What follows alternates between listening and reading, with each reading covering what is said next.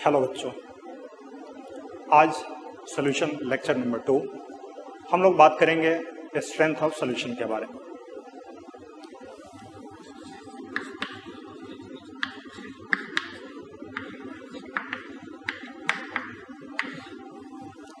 Solution के strength का मतलब क्या हुआ? सॉल्यूशन का पावर। स्ट्रेंथ का मतलब क्या होता है? स्ट्रेंथ का मतलब हुआ पावर। पावर यानी कितने सॉल्यूशन में कितना सॉल्यूट डिसॉल्व है, वही तो पावर होगा। नॉर्मल वे में सोचते हैं, मान लीजिए आपको एक ग्लास पानी में नमक डिसॉल्व करना है, आपने थोड़ा सा डिसॉल्व किया, आपको नमकीन कम लगेगा। लेकिन अगर उसमें आपने नमक ज्यादा डिसॉल्व किया तो क्या आपको ज्यादा नमकीन लगेगा? इसका मतलब आपने उस सॉल्यूशन के स्ट्रेंथ को क्या किया? बढ़ा दिया, या उस सॉल्यूशन की पावर को क्या किया? बढ़ा दिया। कैसे बढ़ाया? क्या आपने सॉल्वेंट वहां पे फिक्स रखा और सॉल्यूट ऐड किया? तो जब आप सॉल्यूट सॉल्वेंट में ऐड करते हैं तो वैसे केस में आपको सॉल्यूशन मिलता है, ये हम लोग पहले डिस्कस कर चुके हैं। लेकिन सॉल्यूट का हम लोग मास भी ऐड कर सकते हैं, वॉल्यूम भी ऐड कर सकते हैं, मोल्स भी ऐड कर सकते हैं। वैसे ही सॉल्वेंट का हम लोग मास भी ले सकते हैं, है या ना? सॉल्वेंट का हम लोग वॉल्यूम भी ले सकते हैं, सॉल्वेंट का हम लोग मोल्स भी ले सकते हैं।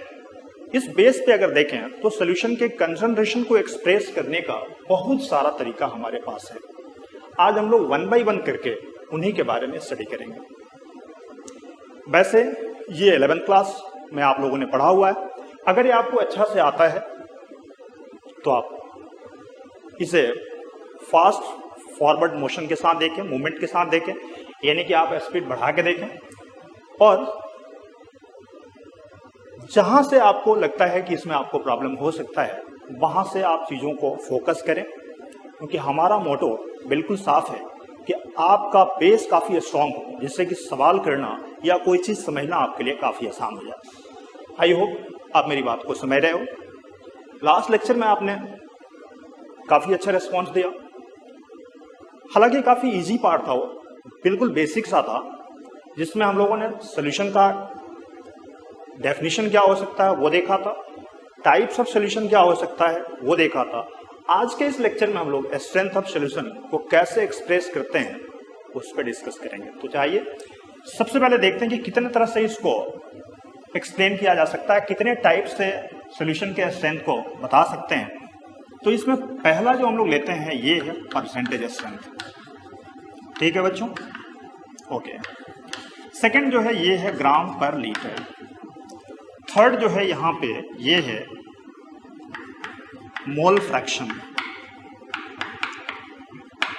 नंबर 4 की बात करें तो ये है मोलारिटी। नंबर 5 की बात करें तो ये है मोलैलिटी। 6 नंबर की बात करें तो ये होगा नॉर्मलिटी। नंबर 7 की बात करें तो ये है फॉर्मालिटी। नंबर 8 की बात करें तो ये है पीपीएम, पार्ट्स पर मिलियन, पीपीबी भी होता है। नंबर 9 की बात करें तो ये है percentage of free SO3 in volume. Number 10 की बात करें तो ये है वॉल्यूम स्ट्रेंथ ऑफ H2O2। हम लोग 12th के सॉल्यूशन वाले चैप्टर में जिसका यूज करना है उसी के बारे में फोकस करेंगे। तो हम लोग यहाँ पे नॉर्मलिटी नहीं करेंगे, हम लोग यहाँ पे परसेंटेज ऑफ फ्री SO3 नहीं करेंगे, वॉल्यूम स्ट्रेंथ ऑफ H2O2 नहीं करेंगे। अगर आपको ये नहीं आता है तो आप 11th का मोल कंसेप्ट का जब वीडियो हम लेके आएंगे तो उस समय आप वहां से देख सकते हैं, समझ सकते हैं। सॉल्यूशन वाले चैप्टर में जिसे हमने कट नहीं किया है उसकी जरूरत पड़ती है तो हम उसके बारे में फोकस करेंगे। चलिए यहाँ पे मैं आपको बता दूं कि जितने तरह का स्ट्रेंथ हमने लिखा है, इसके अलावा और भी तरीका हो सकता है कि हम सॉल्यूशन को के कंसंट्रेशन को एक्सप्लेन करें। जैसे अगर सल्यूट का हमने मास लिया और सॉल्वेंट ऐड करने के बाद जो सॉल्यूशन मिला उसका हमने वॉल्यूम लिया और वो मिलीलीटर में लिया, तो हम उसे ग्राम पर ml कह सकते हैं। हमने लीटर में लिया तो उसे हम ग्राम पर लीटर कह सकते हैं। तो ग्राम पर मिलीलीटर भी हो सकता है, ग्राम पर लीटर भी हो सकता है, लेकिन हमारा जो फोकस होगा वो इन पे होगा। आपको इन सब चीज को देखना होगा। अगर आपको अच्छा से नहीं आता है तो आप इस पे फोकस करें, और अगर अच्छा से आता है तो आप इसे स्किप करें और आगे बढ़ें। चलिए वन बाय वन सबके बारे में स्टडी करते हैं।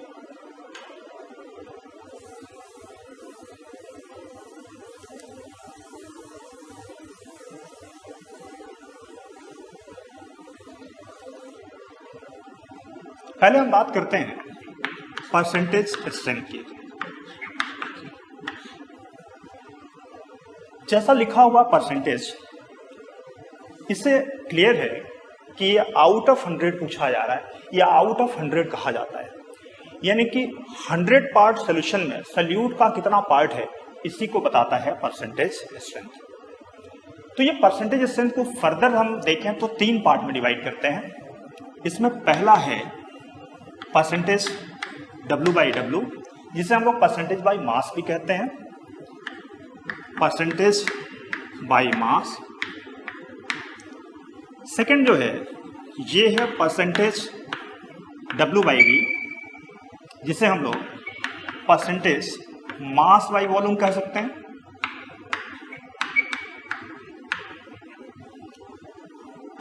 थर्ड है परसेंटेज वॉल्यूम बाय वॉल्यूम, जिसे हम लोग सिंपली क्या बोल सकते हैं, परसेंटेज बाय वॉल्यूम।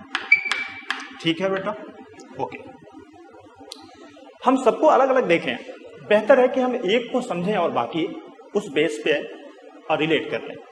तो हम फर्स्ट के बारे में चर्चा करते हैं। ये लिखा है परसेंटेज W/W, जिसे क्या बोलते हैं, परसेंटेज बाय मास। मैं आपको बता दूं बेटा कि केमिस्ट्री में मास के जगह पे वेट लिखा जाता है, तो आप कंफ्यूज नहीं हो। ये फिजिक्स का वेट नहीं है, ये केमिस्ट्री का मास है। इसका यूनिट वही होता है जो मास का यूनिट होता है।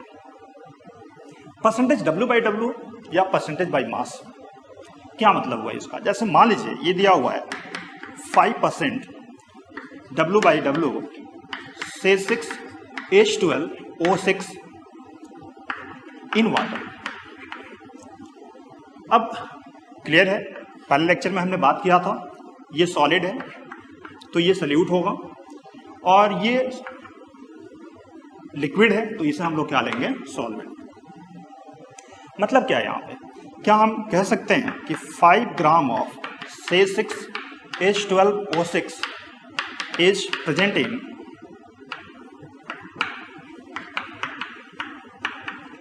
100 ग्राम ऑफ सोल्यूशन?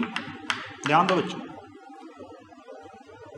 परसेंट यानी आउट ऑफ 100, तो आउट ऑफ 100 कितना है, 5। ये क्या है, सल्यूट, क्योंकि ये जो अमाउंट दिया रहता है ये सल्यूट का अमाउंट दिया रहता है, और सॉल्यूशन का अमाउंट हमेशा कितना लेना होता है, 100।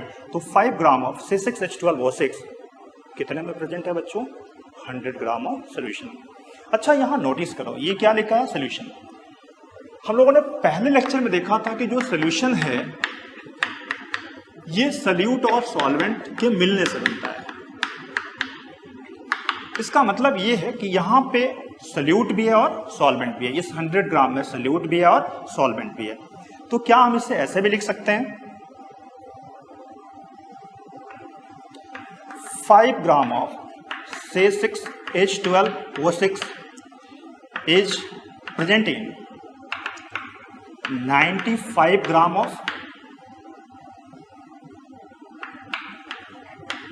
वाटर। ध्यान से देखो, क्या हम ऐसा लिख सकते हैं, क्योंकि अगर हमने 100 में से इस सल्यूट के अमाउंट को माइनस कर लिया तो क्या हमें सॉल्वेंट का अमाउंट मिल जाएगा। तो ये जो हमें मिला ये अमाउंट किसका है, सॉल्वेंट का है। तो हम इसे ऐसे भी लिख सकते हैं। अब यहां से देखो, क्या हमने सल्यूट का मास निकाल लिया, क्या हमने सॉल्वेंट का मास निकाल लिया। अगर हमने सल्यूट और सॉल्वेंट दोनों का मास अलग अलग निकाल लिया तो क्या हम इसे मोल्स भी निकाल सकते हैं, क्या हम इसको वॉल्यूम में चेंज कर सकते हैं। यस, हमें जैसा रिक्वायरमेंट होगा उसके हिसाब से कर सकते हैं। मैं सिर्फ यही कहूंगा कि आपको ये लिखा हुआ है इसका स्टेटमेंट लिखने आना चाहिए। अगर ये स्टेटमेंट लिखने आता है तो फिर आपको फॉर्मूला याद करने की जरूरत नहीं पड़ेगी। और अगर नहीं आता है तो फॉर्मूला याद करो, उससे आपका काम हो जाएगा। चलिए यहाँ पे क्या इसे ऐसे भी लिख सकते हैं क्या, 5 gram of C6H12O6 is present in 100 gram of water. बच्चों ये सही है या गलत है? ध्यान से देखो, हमने यहां पे क्या लिखा है, वाटर, जबकि ऊपर क्या है, सोल्यूशन। इसका मतलब ये जो 100 ग्राम है इसमें सल्यूट भी है और क्या है, सॉल्वेंट भी है, जबकि यहां पे सिर्फ हमने क्या लिया, सॉल्वेंट। तो ये जो तीसरा वाला स्टेटमेंट है, ये स्टेटमेंट गलत है। हमने समझ लिया, अब हमें कोई दिक्कत नहीं है, हम आराम से चीजों को बता सकते हैं। ये जो न्यूमरेटर में लिखा हुआ है ये सल्यूट का मास है, जबकि डिनोमिनेटर में जो लिखा हुआ है ये सॉल्यूशन का मास है। तो सल्यूट का मास लेना है और सॉल्यूशन का भी मास लेना है। यहाँ सल्यूट का मास लेना है जबकि सॉल्यूशन का वॉल्यूम लेना है, जबकि यहाँ पे सल्यूट का भी वॉल्यूम लेना है और सॉल्यूशन का भी वॉल्यूम लेना है। अब ध्यान से सुनना, हम जानते हैं कि जो वॉल्यूम है वो टेम्परेचर पे डिपेंड करता है। देखो यहाँ पे हमने ना तो सल्यूट और ना ही सॉल्यूशन, किसी में हमने वॉल्यूम नहीं लिया है। इसका मतलब ये टेम्परेचर पे डिपेंड नहीं करेगा। यहाँ देखो, यहाँ पे हमने मास लिया लेकिन एक जगह हमने क्या लिया, वॉल्यूम। इसका मतलब ये जो टर्म है ये किस पे डिपेंड करेगा, टेम्परेचर पे। तो ये हो गया टेम्परेचर डिपेंडेंट, जबकि ये क्या होगा, टेम्परेचर इंडिपेंडेंट। आप समझ रहे हो बेटा? चलो यहाँ देखो, यहाँ वॉल्यूम और यहाँ भी वॉल्यूम है। इसका मतलब यहाँ वॉल्यूम का टर्म इन्वॉल्व है, और अगर वॉल्यूम का टर्म इन्वॉल्व है इसका मतलब ये टेम्परेचर पे डिपेंड करेगा। तो टेम्परेचर पे कौन डिपेंड करेगा और कौन नहीं करेगा, बिल्कुल सिंपल है। आप देख लो, अगर आपको फॉर्मूला याद है तो फॉर्मूले में देख लो, अगर वॉल्यूम आता है तो इसका मतलब वो टेम्परेचर पे डिपेंड करेगा, और अगर बेसिक फॉर्मूला में वॉल्यूम नहीं आता है तो वो टेम्परेचर पे डिपेंड नहीं करेगा। अब हम चाहें तो इसको फॉर्मुलेट कर सकते हैं। कैसे फॉर्मुलेट कर सकते हैं वो देखो आप, percentage W/W, mass by mass, जिसे हम लोग परसेंटेज मास बाई मास कहते हैं, या परसेंटेज बाई मास कहते हैं, या परसेंटेज बाई वेट भी कहते हैं इसे। ऊपर हमें क्या लेना है बच्चों, मास ऑफ सल्यूट। नीचे हमें क्या लेना है, मास of salute plus mass of solvent into क्या करें, 100। तो क्या ये हमें परसेंटेज W/W मिल जाएगा? यस।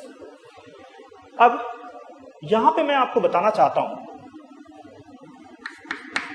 कि इस पूरे चैप्टर में हम A हमेशा किसके लिए यूज करेंगे, सल्यूट के लिए, जबकि हम B किसके लिए यूज करेंगे, सॉल्वेंट के लिए। आप समझ रहे हो ना बेटा? ये मानना है, इसमें आप चाहो तो A को सॉल्वेंट मान सकते हो, B को सल्यूट मान सकते हो, लेकिन हम पूरे चैप्टर में A यूज करेंगे सल्यूट के लिए और B किसके लिए यूज करेंगे, सॉल्वेंट के लिए। तो आप इसका ध्यान रखना, हमने यहाँ पे सल्यूट लिखा है, यहाँ सल्यूट है, और यहाँ पे क्या है, यहाँ पे क्या है, सॉल्वेंट। तो अगर इसे ध्यान से देखें तो सल्यूट और सॉल्वेंट मिला के क्या होता है, सल्यूट और सॉल्वेंट मिला के क्या होता है, सोल्यूशन। तो क्या हम इसे ऐसे भी लिख सकते हैं, W/W is equal to WA upon W total into क्या हुआ, 100। तो ये हो गया परसेंटेज मास बाई मास, या परसेंटेज बाई मास, या परसेंटेज बाई वेट, या परसेंटेज W/W। सिमिलरली अगर इसकी बात करें, ध्यान से देखना, मैं लिख नहीं रहा हूं, आप समझो इसे। और अगर एक बार में नहीं समझ में आता है तो आप पीछे जाओ, फिर उसे समझने का प्रयास करो, पीछे से आप फिर आगे बढ़ो, आपको बिल्कुल समझ में आएगा। यहां देखो, परसेंटेज W/V लिखा हुआ है। W यानी मास, V मतलब वॉल्यूम, यानी आपको सॉल्यूशन का क्या लेना है, वॉल्यूम, जबकि सल्यूट का क्या लेना है, मास। अब क्या अगर ऐसा लिखा हो 5% W/V, अगर यहां पे W/V लिखा है तो हम क्या कर सकते हैं, क्या हम कर सकते हैं कि 5 gram of C6H12O6 is presenting 100। अब ग्राम की जगह पे हमें क्या लिखना होगा, ml, क्योंकि जब परसेंटेज की बात करते हैं तो जनरली जो वॉल्यूम लेते हैं हम लोग किस में लेते हैं, ml में लेते हैं। ये क्लियर है? क्या हम इसे ऐसे भी लिख सकते हैं क्या, 95 ml ऑफ वाटर? बिल्कुल नहीं लिख सकते हैं। यहां देखो, ये किसका यूनिट है, मास का, जबकि ये किसका यूनिट है, वॉल्यूम का। क्या वॉल्यूम में से मास को सब्ट्रैक्ट कर सकते हैं? नहीं, बिल्कुल ये डिफरेंट क्वांटिटी है, और आपको पता है डिफरेंट क्वांटिटी को ऐड या सब्ट्रैक्ट करना पॉसिबल नहीं है। इसका मतलब ये जो स्टेटमेंट है, ये स्टेटमेंट क्या है, गलत है। सिमिलरली अगर हम बात करें तो क्या हम इसे 100 ml ऑफ वाटर लिख सकते हैं? क्या इसे 100 ml ऑफ वाटर लिख सकते हैं? यस, अगर ये अमाउंट कम है इसका मतलब इसका वॉल्यूम क्या है? कम है। और अगर इसका वॉल्यूम कम है तो क्या हम 100 ml ऑफ वाटर भी लिख सकते हैं? लेकिन अगर इन तीनों स्टेटमेंट में पूछा जाए, सेकंड को तो हमने रिजेक्ट ही कर दिया, लेकिन तीनों स्टेटमेंट में अगर पूछा जाए कि बेस्ट स्टेटमेंट कौन है, तो डेफिनेटली ये कौन सा होगा? फर्स्ट। आप समझ रहे हो ना बेटा? मैंने आपको ये बताया कि यहाँ पे आप वाटर ले सकते हो, क्योंकि ये जो सल्यूट है इसका वॉल्यूम आपको पता है, सल्यूट का वॉल्यूम यहाँ पे क्या है, सल्यूट का मास कितना है? 5 ग्राम, तो इसका वॉल्यूम क्या होगा? काफी कम। तो वैसे केस में हम मान सकते हैं कि जो टोटल का टोटल वॉल्यूम है वो किसका वॉल्यूम है? सॉल्वेंट का वॉल्यूम है। और यहाँ सॉल्वेंट कौन है? वाटर है। तो ये क्लियर है, काफी आसानी से कर सकते हो।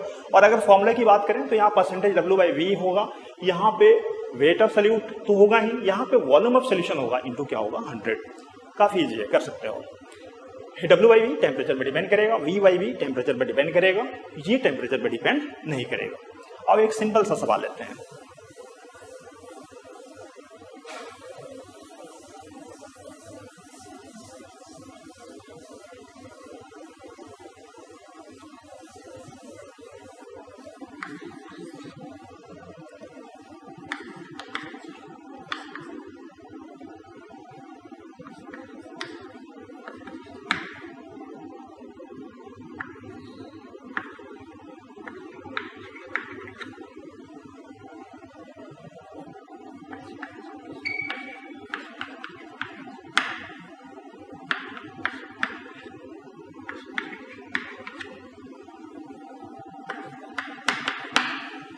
काफी सिंपल सवाल है। देखो यहाँ पे 5 ग्राम बेंजीन 120 ग्राम वाटर में प्रेजेंट। मैंने आपको बताया था कि अगर दोनों ही सब्सटेंस का फेज सेम हो तो जो कम होता है उसे सल्यूट कहते हैं और जो ज्यादा होता है उसे सॉल्वेंट कहते हैं। तो यहाँ पे सल्यूट कौन होने वाला है? बेंजीन, जबकि सॉल्वेंट यहाँ पे क्या है? वाटर। हमें यहाँ पे परसेंटेज W/W निकालना है। फॉर्मूला आपके पास है, percentage W/W is equal to mass of solute. Solute का मास कितना है बेटा? 5 अपॉन नीचे क्या लेना है? मास ऑफ सल्यूट प्लस क्या लेना है? Mass of solvent. और सॉल्वेंट का मास यहाँ पे कितना है? 120 इंटू क्या होगा? 100। क्या ये 5 upon 125 into 100?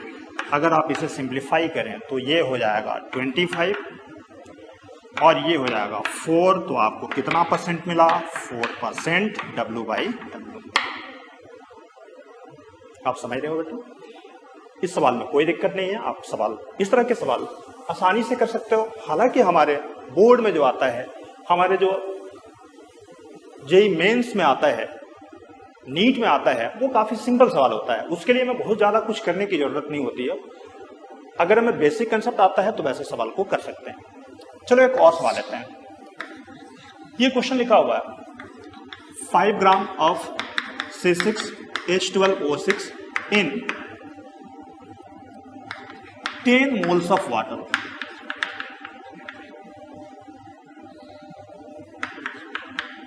Find percentage W/W of solvent. ध्यान दो, यहां पे अगर क्वेश्चन, ये काफी इंपॉर्टेंट है कि आप इस क्वेश्चन को पूरा पढ़ो। अगर क्वेश्चन में ना तो सल्यूट ना ही सॉल्वेंट मेंशन है, इसका मतलब आपको स्ट्रेंथ किसका बताना है? सल्यूट का। लेकिन अगर स्पेशली मेंशन है तो आपको ध्यान से देखना होगा और फिर इसे कैलकुलेट करना होगा। पहले तो आपको ये डिसाइड करना होगा कि सल्यूट कौन है और सॉल्वेंट कौन है। ध्यान से देखो, ये सॉलिड है और ये लिक्विड है। इसका मतलब डेफिनेटली ये जो होने वाला है ये सॉलिड सल्यूट, और ये जो होने वाला है ये है सॉल्वेंट। तो यहाँ तो कोई दिक्कत नहीं, सल्यूट और सॉल्वेंट आपने पता कर लिया। आपको क्या चाहिए? W/W। सॉल्वेंट कौन है? वाटर, तो आपको वाटर का चाहिए। बिल्कुल बेसिक है, आपने 9th क्लास में परसेंटेज निकालने के लिए जो किया था वही कर रहे हैं, उससे ज्यादा कुछ नहीं कर रहे हैं। परसेंटेज W/W किसका कर रहे हैं? वाटर का। यहाँ देखो, वाटर का क्या दिया हुआ है? मास नहीं दिया है, जबकि हमें फॉर्मूले के हिसाब से क्या चाहिए? मास। तो क्या सबसे पहले इस मोल्स को मास में कन्वर्ट करना होगा? यस। और मोल्स को मास में कन्वर्ट करने के लिए आपको पता है किससे मल्टीप्लाई करते हैं? मॉलिक्यूलर मास है, तो 10 × 18 अब नीचे हमें क्या चाहिए, 5 प्लस 10 इंटू 18 इंटू 100 करेंगे। अगर आप इसे देखें तो ये हो जाएगा 180 बाई ये कितना हुआ 185 इंटू 100, यही हो जाएगा परसेंटेज किसका मिला, ये सॉल्वेंट का। अगर आपको सल्यूट का निकालना है तो आपको पता है परसेंटेज हमेशा 100 होता है, तो अगर आप इसे 100 में से माइनस करें तो आपको किसका परसेंटेज मिल जाएगा, सल्यूट का। तो मुझे लगता है परसेंटेज में अब आपको कोई दिक्कत नहीं है। चलिए एक और सवाल लेते हैं, इस सवाल को एनसीईआरटी में दिया हुआ है। ये क्वेश्चन है,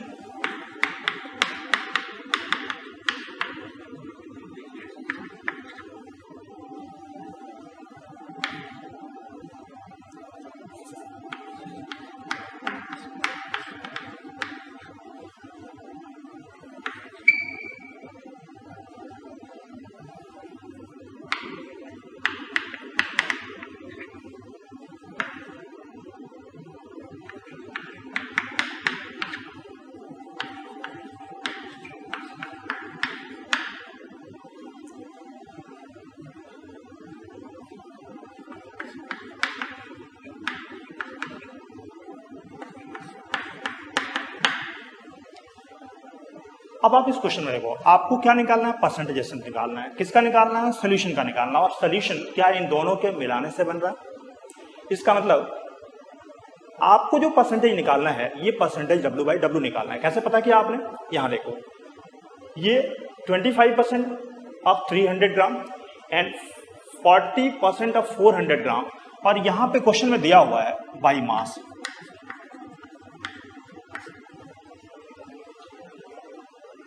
फिर से क्वेश्चन देखो, the solution is formed by mixing 25% of 300 gram and 40% of 400 gram by mass, find percentage strength of solution. तो ये जो लिखा है बाय मास लिखा हुआ है, इसका मतलब हमें जो इंफॉर्मेशन है वो किस फॉर्म में, मास के फॉर्म में। तो हम W बाई V तो निकाल नहीं सकते, क्योंकि W बाई V निकालने के लिए हमें क्या चाहिए, डेंसिटी। अब ये मास के टर्म में दिया है तो डेंसिटी चाहिए, वो इंफॉर्मेशन दिया नहीं है, तो हमें यहाँ पे क्या निकालना होगा, W बाई W निकालना होगा। अब हम जानते हैं बेटा कि परसेंटेज W बाई W के लिए आपको क्या चाहिए, वेट ऑफ सॉल्यूट अपॉन क्या चाहिए, वेट ऑफ सॉल्यूशन इनटू क्या चाहिए, 100। तो 100 तो आपको ऐसे करना है। वेट ऑफ सॉल्यूट कितना होगा, यहां देखिए 25% किसका, 300 का। तो 300 का 25% सॉल्यूट है, इसका मतलब यहां से सॉल्यूट अगर निकालें तो कितना होगा, इसका 25%, क्या ये 75 हो जाएगा, और ये 40% किसका है, 400 का है, तो क्या ये इसका 40% निकालें तो आप बता सकते हैं ये कितना हो जाएगा, 160 हो जाएगा। अपॉन टोटल की बात करें तो टोटल क्या लेना है, सोल्यूशन लेना है। मिक्स करने के बाद अगर आप देखें सोल्यूशन में ये 300 है और ये कितना है 400, तो क्या ये 700 हो जाएगा, इंटू 100 करें, इससे ये कट जाएगा, ये ऐड कर लें आप, ये हो गया 5 और ये हो जाएगा 3 to 235 बाई 7, बाकी आगे सिंप्लीफाई करना। तो मुझे लगता है परसेंटेज स्ट्रेंथ में अब आपको कोई दिक्कत नहीं होगा। परसेंटेज स्ट्रेंथ बिल्कुल सिंपल है, उसमें आपको जो भी परसेंटेज निकालना है, W बाई W निकालना है, W बाई V निकालना है, V बाई V निकालना है, वो आप पहले देख लें क्वेश्चन के हिसाब से। अगर W बाई V निकालना है और क्वेश्चन का इंफॉर्मेशन परसेंटेज बाई मास के टर्म में दिया है तो डेफिनेटली वहाँ पे वॉल्यूम ये डेंसिटी दिया रहेगा, आप उसके हिसाब से उसे वॉल्यूम में कन्वर्ट करेंगे, फिर आप कर सकते हैं। आई थिंक आपको कोई प्रॉब्लम नहीं होगा, आप आगे कर लेंगे। कैलकुलेशन जरूर करेंगे, क्वेश्चन ज़्यादा से ज़्यादा बनाएं ताकि आपके जो प्रॉब्लम्स हैं सॉर्ट आउट हों और आपका कन्फ्यूजन दूर हो सके। ज़्यादा प्रॉब्लम्स यानी ज़्यादा प्रैक्टिस, और ज़्यादा प्रैक्टिस से ही आपके प्रॉब्लम्स सॉल्व होंगे। चलिए सेकंड की बात करते हैं।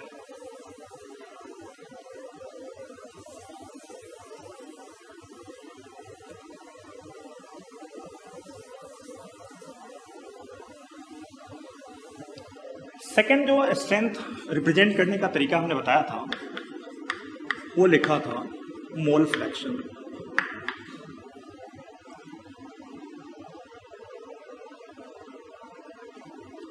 पहली बात कि मोल फ्रैक्शन को इससे लिखा आता है और ये होता है CHI चाई, मैं इसे जाई पढ़ता हूँ तो जाई हो गया, चाई चाई चाई, ये एक्स के जैसा ही लिखा हुआ है, थोड़ा सा उससे डिफरेंट है।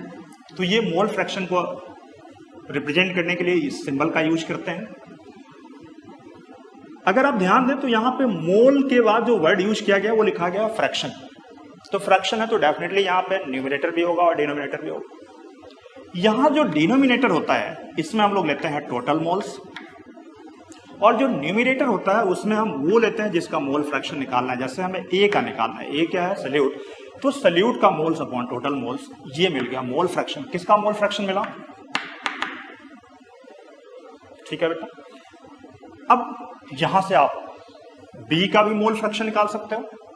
ये जो बी का मोल फ्रैक्शन होगा कितना होगा? मोल्स ऑफ बी अपॉन कितना हो गया? Total moles. अगर आप इन दोनों को ऐड कर दो तो आपको क्या नेट रिजल्ट मिलेगा? आप ऐड करके देखो, Na/Nt, चलो मैं कर देता हूं, Na/Nt, Nb/Nt, यहां नीचे टोटल कितना हुआ? Nt, ये क्या मिला? Na plus Nb, Na plus Nb क्या हुआ? Nt/Nt, क्या ये नेट रिजल्ट 1 हो जाएगा? तो आपने क्या नोटिस किया कि जो मोल फ्रैक्शन होगा उसका सम कितना होगा? 1। तो यहां से हमें मिला कि जो सम ऑफ मोल फ्रैक्शंस होते हैं उनका वैल्यू कितना होता है? 1। मान लीजिए आपके पास कोई बाइनरी सॉल्यूशन है, तो बाइनरी सॉल्यूशन में अगर एक कंपोनेंट का मोल फ्रैक्शन दिया हुआ है तो आप दूसरे का मोल फ्रैक्शन निकाल सकते हैं, 1 में से माइनस करें, आप इजिली कर सकते हैं। यहाँ पे कुछ इंफॉर्मेशन ले लेते हैं। यहाँ से आप अगर देखें तो ऊपर मोल्स है, नीचे भी मोल्स है। मैं सिंपली आपको बताता हूँ, ये हम लोग अगर आप इसमें ज़्यादा जानना चाहते हैं तो 11th का जब पहला चैप्टर हम लोग स्टडी करेंगे और इक्विलिब्रियम स्टडी करेंगे तो इस पर जितना ज़्यादा कुछ हो सकता है वो इंफॉर्मेशन मैं दूंगा। यहाँ पे ऐसे देख लेते हैं, नॉर्मली जो इन्फॉर्मेशन इससे निकल के आता है जो इसके लिए जरूरी है वो मैं आपको बताता हूँ। आप स्टेप बाय स्टेप सुने और ध्यान से सुने। देखिए यहाँ पे अगर हम इसके यूनिट की बात करें तो ऊपर क्या लिखा है? मोल्स। नीचे क्या लिखा है? मोल्स। तो मोल्स और मोल्स कट जाएगा तो इसका यूनिट क्या मिलेगा? यूनिटलेस। अब एक चीज और देखें, अगर मोल फ्रैक्शन को देखें तो ये एक प्योर नंबर आएगा। मोल फ्रैक्शन अगर देखा जाए तो ये तो एक नंबर आएगा, और नंबर क्या टेम्परेचर पर डिपेंड करेगा? नहीं। इसका मतलब ये टेम्परेचर पर डिपेंड नहीं करेगा। तो मोल फ्रैक्शन टेम्परेचर पर डिपेंड नहीं करेगा, ये एक प्योर नंबर है। यहां से एक और इंफॉर्मेशन देखते हैं, ये जो ए का मोल फ्रैक्शन है ये मोल्स ऑफ ए अपॉन क्या होगा? Total moles. अच्छा, ए का जो मोल्स होगा टोटल से ज्यादा तो नहीं हो सकता है ना? इसका मतलब मैक्सिमम वैल्यू की बात करें तो क्या ये टोटल के बराबर हो सकता है? इसका मतलब इसका मैक्सिमम वैल्यू कितना हो सकता है? 1। इस कंसेप्ट का यूज हम लोग करेंगे कि जो मोल फ्रैक्शन है इसका मैक्सिमम वैल्यू जो होगा ये कितना होगा? 1। अच्छा, मिनिमम कितना हो सकता है? हो सकता है कि ये हो ही नहीं। अगर हमने एक सॉल्यूशन बनाया, उसमें वाटर और ग्लूकोज डिजोल्व किया, तो हमारे पास सॉल्यूट भी है और सॉल्वेंट भी है। हो सकता है हम ग्लूकोज डिजोल्व करना ही भूल गए हों। अगर हम भूल गए हों इसका मतलब उसमें ग्लूकोज है नहीं, और ग्लूकोज नहीं है और कोई आके पूछता है कि भाई ग्लूकोज का मोल फ्रैक्शन बताओ, तो हमने तो ग्लूकोज उसमें डाला नहीं है, तो इसका मतलब हमें बताना होगा कि जो ग्लूकोज का मोल फ्रैक्शन है कितना होगा बच्चों? मोल्स ही नहीं है। और अगर मोल्स ही नहीं है तो इसका मतलब इसका वैल्यू कितना हो गया? क्या इसका वैल्यू 0 हो जाएगा? तो अगर इस दोनों को देख लें तो हमें जो मोल फ्रैक्शन का रेंज मिलने वाला है, मैक्सिमम वैल्यू कितना हो गया? 1, और मिनिमम वैल्यू की बात करें तो कितना होगा? 0। तो क्या ये 0 से 1 के बीच में वैरी करेगा? इस कंसेप्ट का यूज हम लोग करेंगे जब हम लोग रॉल्स लॉ यूज करेंगे, तो वहां पे बहुत सारे सवाल में इसका हम लोग यूज करते हैं, तो आप ध्यान रखें। दूसरी बात कि मोल फ्रैक्शन किसी भी फेज में लें, टोटल मोल फ्रैक्शन का सम हमेशा 1 होता है। जैसे अगर आपने लिक्विड फेज में लिया, मोल फ्रैक्शन का सम क्या होगा? 1। लेकिन अगर आपने वेपर फेज में लिया तो उस फेज में भी टोटल मोल फ्रैक्शन का सम कितना होगा? 1। तो मुझे लगता है ये काफी आसान है, आप इजीली कर सकते हैं। मोल फ्रैक्शन निकालने के लिए आप फॉर्मूले को देख लें। मैं तो आपसे यही दरख्वास्त करूंगा कि आप ज़्यादा से ज़्यादा फॉर्मूला यूज ना करें, कम फॉर्मूला यूज करें, स्टेटमेंट ज़्यादा करें। इससे क्या होगा कि एग्जाम में आपको कन्फ्यूजन नहीं होगा। स्टेटमेंट से आप आराम से कर सकते हैं, फॉर्मूला ज़्यादा याद करने से कन्फ्यूजन ज़्यादा होता है। और हमें क्या यूज करना होता है, कई बार वहाँ प्रॉब्लम होता है। तो फॉर्मूला, कम फॉर्मूला से अगर काम चल सकता है तो वो चलाया जाए, और नहीं चल सकता तो फॉर्मूला तो बनाना ही होगा। चलिए, तो फॉर्मूला से सवाल करने के लिए हमें मोल्स चाहिए। किसका मोल्स चाहिए? अगर सॉल्यूट का निकालना है तो सॉल्यूट का मोल्स चाहिए और टोटल मोल्स चाहिए। इससे हम एक क्वेश्चन की बात करते हैं। मान लीजिए ये एक सॉल्यूशन है जिसमें 5 मोल्स ए का दिया हुआ, 6 मोल्स बी का दिया हुआ और 3 मोल्स सी का दिया हुआ। आपसे पूछा जा रहा है कि मोल फ्रैक्शन ए का कितना होगा। यहां ध्यान दें, हमने टोटल मोल्स लिखा है, तो यहां टोटल मोल्स कितने हो गए, सबको ऐड कर लें, टोटल कितना मिल जाएगा, 11 और 3 14। आपको किसका मोल फ्रैक्शन निकालना है, ए का। तो क्या ए का मोल फ्रैक्शन 5 बाई ये कितना है 14, तो क्या 5 बाई 14 हो जाएगा। बेहद आसान है, काफी इजीली कर सकते हैं, इसमें कोई दिक्कत आपको नहीं होना चाहिए। मोल फ्रैक्शन के रिगार्डिंग एक और इन्फॉर्मेशन मैं आपको दे दूं, इसका भी यूज इस चैप्टर में हमें करना है, और करना हो या नहीं करना हो मैं तो आपसे यही कहूंगा कि कंसेप्ट जरूर सीखें, क्योंकि कब कौन सा सवाल आएगा, किस तरह का सवाल आएगा हमें पता नहीं है, और कॉम्पिटिटिव एग्जाम में खास तौर पे बिल्कुल पता नहीं है। बोर्ड में तो हम प्रेडिक्ट भी कर लेते हैं, लेकिन कॉम्पिटिटिव एग्जाम में प्रेडिक्ट करना संभव नहीं है।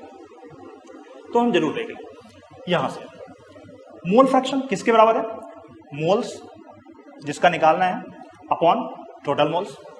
अगर हम मोल फ्रैक्शन में सिर्फ 2 ही कंपोनेंट लें तो वैसे केस में हमें क्या मिलेगा, moles of A moles of B, और यहां पे अगर हमें 2 कंपोनेंट लेना है और एक का मोल फ्रैक्शन निकालना है तो वैसे केस में हमें क्या मिलेगा, जाइए इक्वल टू कितना होगा, N A by N A plus N B. यानी अगर हमें मोल फ्रैक्शन एक कंपोनेंट का निकालना है तो हम यही तो लेंगे ना बेटा, अगर बाइनरी सॉल्यूशन है तो एन ए प्लस क्या करेंगे, आसान है। अब जरा ध्यान से देखो, अगर जो मिक्सचर है वो गैसियस कंपोनेंट से मिलकर बना है, गैसियस कंपोनेंट हमेशा होमोजेनियस होता है, ये हम लोगों ने बात किया हुआ। तो अगर गैसियस कंपोनेंट से मिलकर बना है तो हम मोल्स के जगह पे क्या यूज कर सकते हैं, वॉल्यूम। और जब वॉल्यूम यूज करेंगे, मान लो वॉल्यूम मेजर किया गया एसटीपी पे, तो क्या हम उसको 22.4 से डिवाइड करके मोल्स निकाल लेंगे, यस। सिमिलरली अगर हम Va upon 22.4 plus Vb upon 22.4 करें तो क्या हमें Va upon Va plus Vb मिल जाएगा। ये क्या है, क्या ये वॉल्यूम फ्रैक्शन है।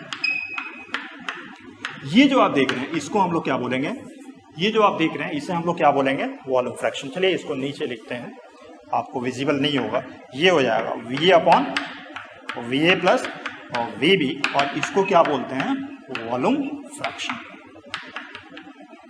तो हमने क्या नोटिस किया, अगर गैसियस मिक्सचर है तो वहां पे मोल फ्रैक्शन की जगह पे हम लोग क्या यूज कर सकते हैं, वॉल्यूम फ्रैक्शन। जैसे सिंपल सवाल समझते हैं, मान लीजिए आपसे पूछा जाए कि जो एयर है उसमें 80% नाइट्रोजन बाई वॉल्यूम है, आप नाइट्रोजन का मोल फ्रैक्शन बताओ।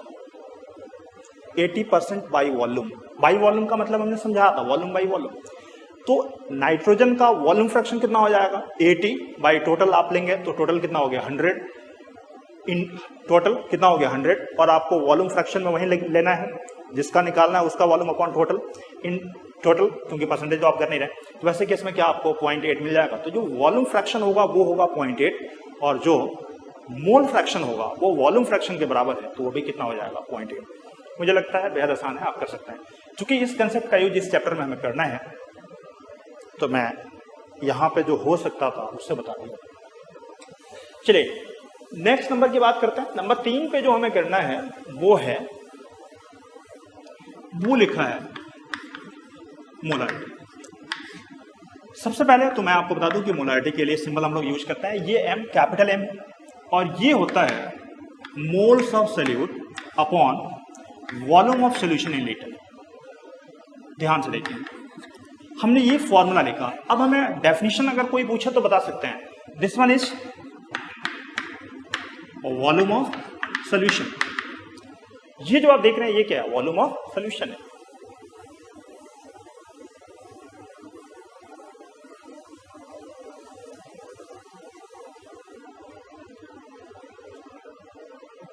अच्छा, ए के बारे में तो हमने पहले ही बता दिया कि ए हमेशा किसको लेंगे, सल्यूट को। तो ये सल्यूट है और नीचे क्या वॉल्यूम है किसका, सॉल्यूशन। अगर आपसे कोई पूछता है कि डिफाइन करो, क्या बोलेंगे, moles of salute present in 1 litre of solution. तो आपको डेफिनेशन याद करने की जरूरत नहीं है। अगर आपको फॉर्मूला आता है तो बेहतर होगा कि आप फॉर्मूले से डेफिनेशन बताएं, फॉर्मूले से बताने का प्रयास करें कि डेफिनेशन क्या हो सकता है। तो moles of salute present in 1 litre of solution. क्या इसमें वॉल्यूम आ रहा है? अगर इसमें वॉल्यूम आ रहा है तो ध्यान रखेंगे, क्योंकि इसे कई बार यूज किया गया, पूछा गया है। तो ये जो आप देख रहे हैं ये क्या हो जाएगा, टेम्परेचर डिपेंडेंट। बार बार मुझे लिखने की जरूरत ना पड़े, मैंने आपको पहले बता दिया कि जिसमें वॉल्यूम आता है वो टेम्परेचर पर डिपेंड करेगा, और जिसमें वॉल्यूम नहीं आता हो वो टेम्परेचर पर डिपेंड नहीं करेगा। तो ये मोलारिटी जो है किस पर डिपेंड करेगा, टेम्परेचर पर। कर सकते हैं आप। अगर हम इसके यूनिट की बात करें तो इसके यूनिट में ऊपर क्या आएगा, मोल्स, और नीचे क्या आएगा, लीटर। तो क्या इसका यूनिट मोल्स पर लीटर हो जाएगा। तो अगर हम इसके यूनिट की बात करें तो ये हो जाएगा मोल्स पर लीटर।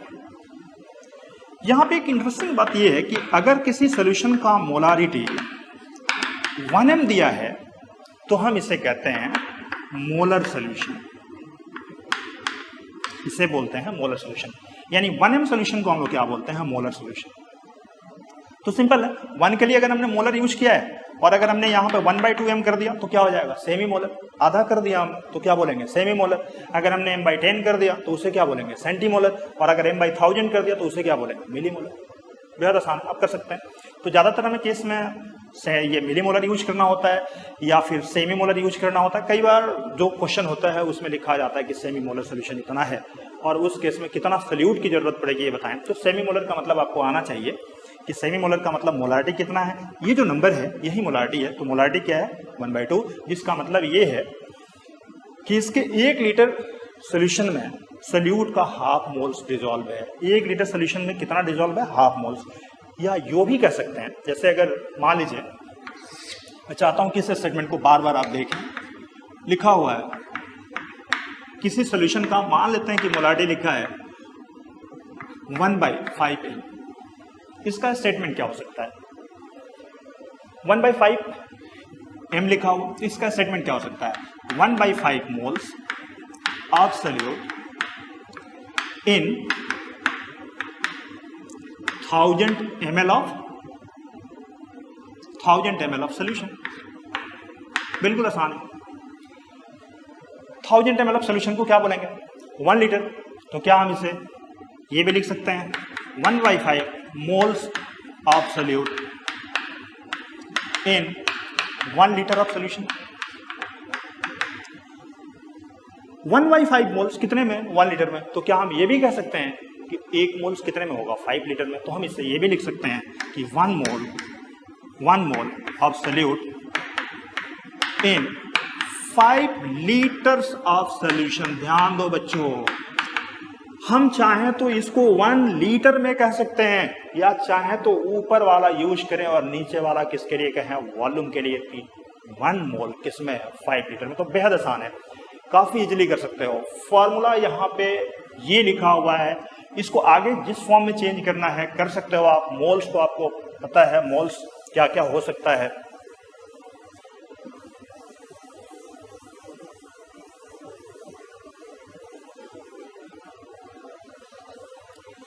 आपको पता है नंबर ऑफ मोल्स n, ये नंबर ऑफ मोल्स है। ये होता है मास या वेट अपॉन मॉलिक्यूलर मास।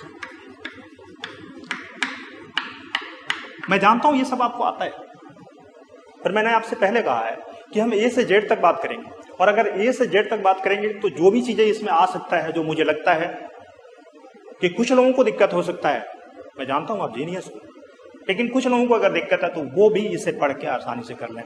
तो नंबर ऑफ मोल्स के लिए क्या हो गया, मास अपॉन मॉलिक्यूलर मास। लेकिन ये मास हमें किस में लेना है, ग्राम में। ध्यान रखना है, ये मास सिर्फ किस में लेना है, ग्राम में। तभी जाके हमें क्या मिलेगा, नंबर ऑफ मोल्स। इसका दूसरा फॉर्मूला होता है नंबर ऑफ मोल्स के लिए, ये 11th स्टैंडर्ड के पहले चैप्टर में दिया हुआ है। ये हो जाएगा volume in litre at STP upon 22.4। अब ध्यान दो बेटा, ये STP 22.4 ये किस चैप्टर में पढ़ा है, स्टेट्स ऑफ मैटर। इसका मतलब ये जो फॉर्मूला है सिर्फ और सिर्फ किसके लिए होगा? सिर्फ गैस के लिए होगा। तीसरा जो फॉर्मूला हम लोग फ्रिक्वेंटली यूज करेंगे और इस चैप्टर में भी यूज करेंगे, ये हो जाएगा number of particles upon 6.022 into 10⁻23। अच्छा, पार्टिकल्स में तीनों आ सकते हैं, एटम्स भी आ सकता है, मॉलिक्यूल्स भी आ सकता है और आयंस भी आ सकता है। तो number of particles by Avogadro number लिखा हुआ, तो पार्टिकल्स में मैंने कहा एटम्स, मॉलिक्यूल्स, आयंस तीनों आ सकता है। तो अगर मॉलिक्यूल्स दिया है तो भी इसे डिवाइड करेंगे, एटम्स दिया है तो भी इसे डिवाइड करेंगे। वैसे केस में क्वेश्चन आपको समझना होगा किस टर्म में आपसे क्वेश्चन पूछा जा रहा है, उससे करेंगे। बेहद आसान है, फॉर्मूले को चेंज कर सकते हैं। कुछ फॉर्म बुक्स में इस फॉर्मूले को अलग अलग फॉर्मेट में दिया हुआ है, जैसे कहीं कहीं अगर आप देखेंगे तो ये लिखा हुआ है moles of solute upon volume, ये मिलीलीटर में लिखा होता है, पर आपको इंफॉर्मेशन किस में चाहिए? लीटर में। तो क्या आप इसको 1000 से डिवाइड करके ऐसा कर देंगे तो आपको ये भी मिल गया। ये भी फॉर्मूला है, बच्चे इसका भी यूज करते हैं, क्योंकि कुछ बच्चे तो ऐसे होते हैं जिनको क्वेश्चन में वॉल्यूम मिलीलीटर में दिया होता है, तो आप उनको वही फॉर्मूला चाहिए जिसमें वॉल्यूम मिलीलीटर में, उनके लिए भी होगा। कुछ किताबों में देखें तो इससे इस फॉर्मूले को थोड़ा सा और एक्सपेंड करके दिया हुआ है, weight of solute upon molecular weight of solute into 1000 upon volume in millilitre. ये है मॉलिक्यूलर मास और ये हो गया मोलारिटी। ध्यान दो बच्चों, ध्यान दो। यहां पे हमने इसी फॉर्मूले का अलग अलग फॉर्मेट लिखा, हमने अलग से कोई फॉर्मूला नहीं लिखा, अलग से कोई फॉर्मूला होता है ऐसा हमने नहीं कहा है। हमने इस फॉर्मूले का जो फॉर्म हो सकता है वो लिखा है। हमने मोल्स की जगह पे ये जो लिखा होता है वो उसी को लिख दिया है। Mass, this one is the mass of solute, क्योंकि हमें सॉल्यूट का मोल चाहिए, अपॉन नीचे मॉलिक्यूलर मास लिखा हुआ, तो हमने क्या लिखा? मॉलिक्यूलर मास या मोलर मास कर सकते हो। बुक्स में सबसे ज्यादा इसी फॉर्मूले का यूज किया गया है, आप भी सबसे ज्यादा इसी फॉर्मूले का यूज करते हो, तो आप कर सकते हो इसे। Okay,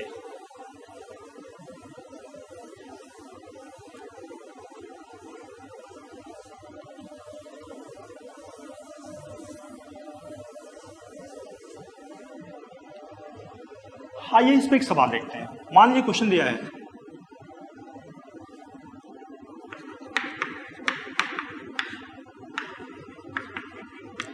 a solution contains 3.011 into 10⁻22 molecules of CO2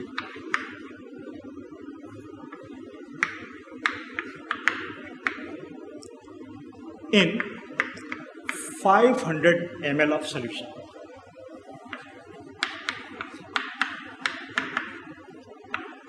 Find molarity of solution.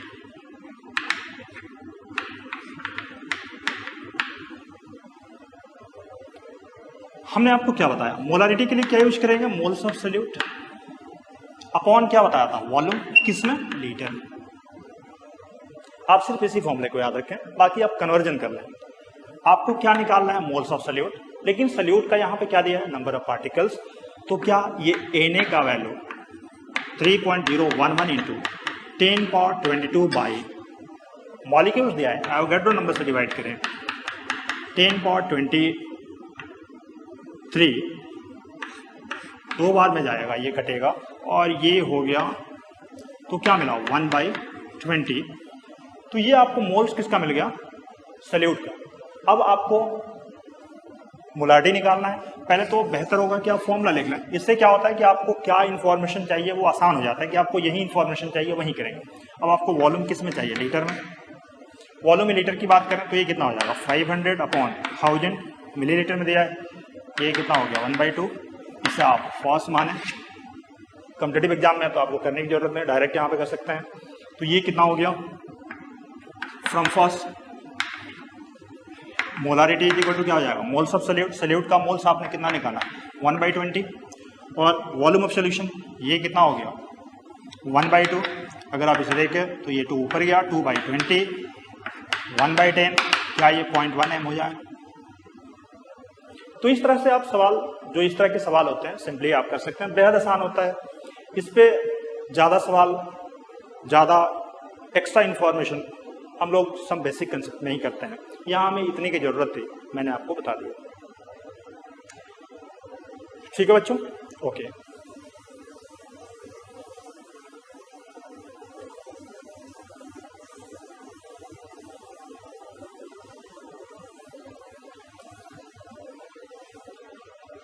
कभी कभी कुछ ऐसे पॉइंट्स होते हैं जिसको हम एनालाइज करें तो वो हमारे लिए ट्रिक्स बन जाता है, और इन ट्रिक्स को मैं अपने क्लास में एसकेटी के नाम से ही बताता हूँ। लेकिन वो ट्रिक्स एनालाइज किया हुआ होता है। जैसे जरा ध्यान से देखो आप, ग्राम पर लीटर दिया है, सोल्यूशन को किस में दिया है? ग्राम पर लीटर में। और आपको मोलारिटी चाहिए। आपको चाहिए क्या? मोलारिटी। अब आपको ये पता है कि जो मोलारिटी होता है ये किस में होता है? मोल्स पर लीटर में होता है।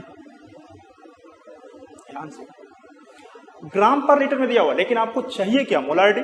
और मोलारिटी किस में निकालते हैं? मोल्स पर लीटर में।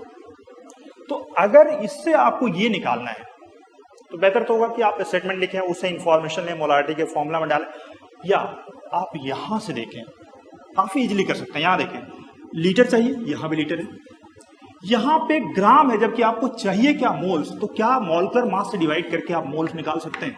तो अगर आप इसे मॉलिक्यूलर वेट से डिवाइड करें या मॉलिक्यूलर मास से डिवाइड करें तो क्या आपको मोलारिटी मिल जाएगा? यस।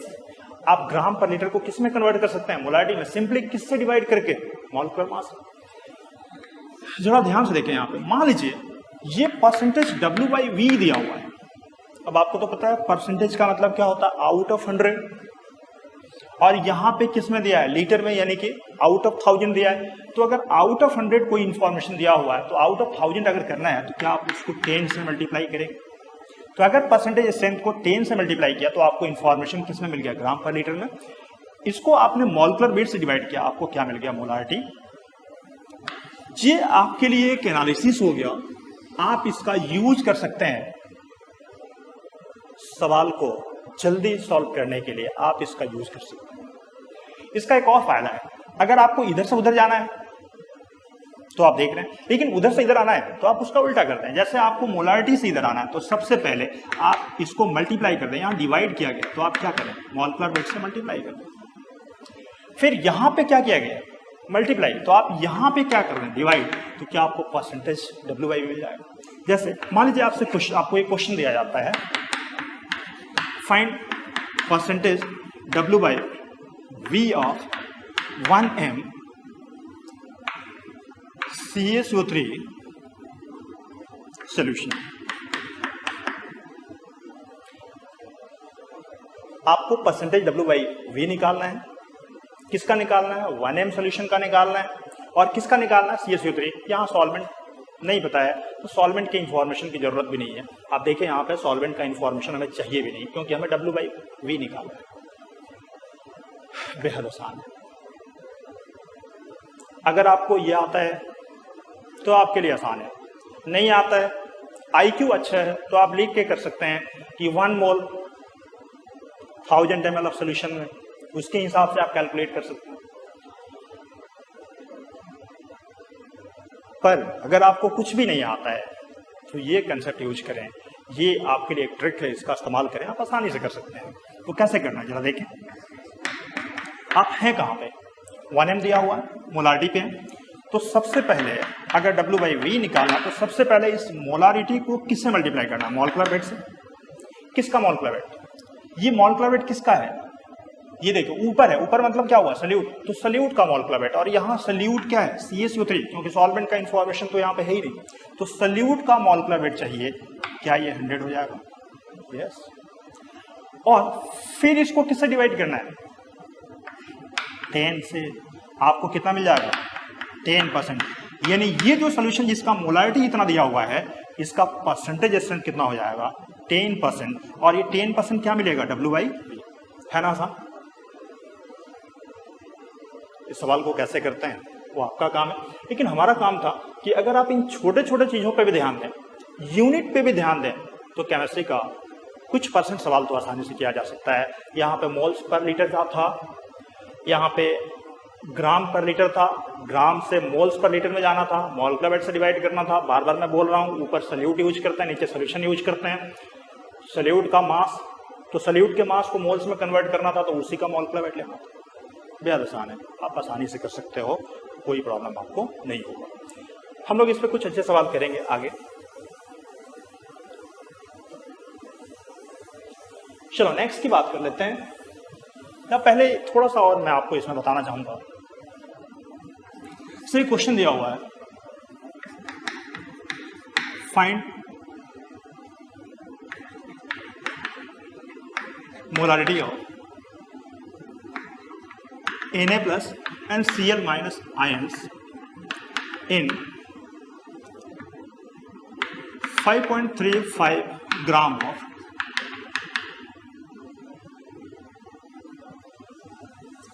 in solution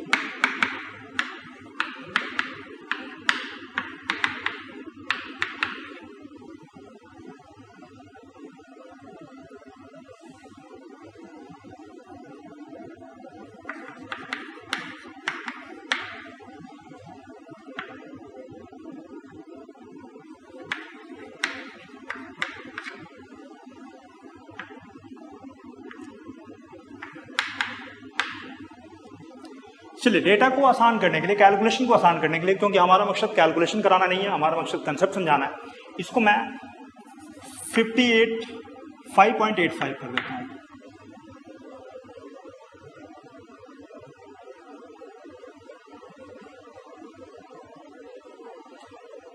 आपको किसका निकालना है? NaCl में किसका निकालना है? Na प्लस का और Cl माइनस का। ध्यान दें यहां पे, अगर आपको Na प्लस और Cl माइनस का निकालना है तो आप यहां देखें, ये NaCl ब्रेक होके क्या देगा? इसका मतलब जितना इसका मोलारिटी होगा, क्या यही मोलारिटी इसका और इसका होगा? यस। तो इसका मोलारिटी निकालने के लिए आप क्या करेंगे? अगर आपको मोलारिटी निकालना है ऑफ NaCl तो क्या करेंगे? मोल्स ऑफ NaCl का मोल्स निकालने के लिए 5.85 अपॉन इसका एटॉमिक मास आपको पता है 23 और इसका 35.5। अगर आप इन दोनों को ऐड करें तो 58.5 इंटू 1000 अपॉन वॉल्यूम कितना दिया है? 500। सिंप्लीफाई करें, ये हो गया 2 10 कितना मिल जाएगा? 0.2। क्या ये 0.2 m हो जाएगा? तो इसका मतलब ये हुआ कि जो Na प्लस का मोलारिटी है ये कितना होगा? 0.2 m, और Cl माइनस का मोलारिटी जो है ये कितना हो जाएगा? 0.2 m। समझ रहे हो बच्चों? अच्छा, मान लो आपसे पूछा जाए कि NaCl का मोलारिटी सॉल्यूशन में क्या है। सोचो, सॉल्यूशन में NaCl का मोलारिटी क्या है, ये सोचना है। आप मुझे थोड़ी देर में इसका आंसर बताओ। चलो, तो ये हो गया मोलारिटी बेस्ड कुछ कंसेप्ट, कुछ सवाल। नेक्स्ट की बात करते हैं, ये है मोलारिटी। ध्यान दो, ये इसको हम लोग लिखते हैं स्मॉल m से, और ये होता है moles of solute upon mass of solvent. और ये सॉल्वेंट का मास किस में लेते हैं? kg। डेफिनेशन क्या होगा? It is the moles of solute present in 1 kg of solvent. और 1 kg ऑफ सॉल्वेंट, सॉल्वेंट तो कुछ भी हो सकता है, लेकिन यहां देखो इसमें वॉल्यूम का टर्म नहीं आ रहा है। और अगर इसमें वॉल्यूम का टर्म नहीं आ रहा है, इसका मतलब ये जो मोलारिटी है ये टेम्परेचर पे डिपेंड नहीं करेगा। तो वहां पे आपको ये पता चल गया कि ये टेम्परेचर इंडिपेंडेंट होता है। अच्छा, अगर आपसे सवाल पूछा जाए कि मोलारिटी और मोलालिटी इन दोनों में से आप किसको प्रेफर करेंगे, तो आप क्या बताएंगे? ये टेम्परेचर पर डिपेंड नहीं करता है, जबकि मोलारिटी टेम्परेचर पर डिपेंड करता है। जो मोलारिटी है ये टेम्परेचर पे डिपेंड करेगा, जबकि जो मोलालिटी होता है ये टेम्परेचर पे डिपेंड नहीं करता है। सिंपल सा है। एक्सपेरिमेंट आपको कहीं भी करना पड़ सकता है। वहां करना पड़ सकता है जहां अभी टेम्परेचर ज़्यादा हो, या वहां करना पड़ सकता है जहां टेम्परेचर कम हो। ये भी हो सकता है कि आपने जो रिजल्ट लिया हुआ है उस रिजल्ट के साथ आपको उस कंट्री में जाना पड़े जहां टेम्परेचर कम है। तो क्या वहां पे मोलारिटी का डेटा चेंज हो जाएगा? यस, क्योंकि मोलारिटी किस पे डिपेंड करता है? टेम्परेचर पे। लेकिन जो मोलालिटी है इसका डेटा चेंज नहीं होगा। इसीलिए मोलरिटी को मोलारिटी पे प्रेफर करते हैं, क्योंकि ये टेम्परेचर इंडिपेंडेंट होता है। आप एक्सपेरिमेंट कर लो और किसी भी कंट्री में चले जाओ, टेम्परेचर का है चाहे कुछ भी हो, वो जो रिजल्ट आपको मिलेगा वो हर जगह सेम होगा। आई होप इस बात को आप समझ रहे हो। बोर्ड में इस तरह के सवाल पूछे जाते हैं कि मोलारिटी और मोलारिटी में आप किसको प्रेफर करोगे, तो आप कर सकते हो। हम इसके यूनिट की बात करें बेटा, मैं आपसे यही कहूंगा कि आप यूनिट ये सब चीजें याद नहीं करें। यूनिट की बात करें तो यूनिट में ऊपर क्या है मोल्स और नीचे क्या है केजी, तो इसका यूनिट क्या हो गया, ये हो गया मोल्स पर केजी। ये 1 मोल्स पर केजी को कहा जाता है 1 मोलर सॉल्यूशन, यानी वैसा सॉल्यूशन जिसकी मोलरिटी 1 हो उसे क्या बोलते हैं 1 मोलर सॉल्यूशन, या 1 मोल पर केजी को 1 मोलर सॉल्यूशन भी कहा जाता है। तो ये कुछ इंफॉर्मेशन था बेसिक, बाकी इसमें भी वैसे फॉर्मूला अगर आप एक्सटेंड करना चाहते हो तो कर सकते हो। यहाँ पे weight of solute upon molecular weight of solute कर सकते हो, यहाँ पे मास ऑफ सॉल्वेंट ग्राम में है तो उसको 1000 से करोगे, सारा इंफॉर्मेशन कुछ वैसे ही होगा, बेहद आसान कर सकते हो। इस पे सवाल भी काफी इजी होता है, जैसे ये क्वेश्चन है, a solution contains 10% CaCO3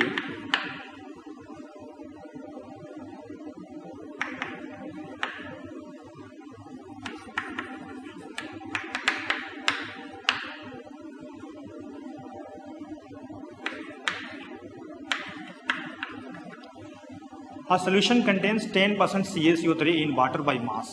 Find its.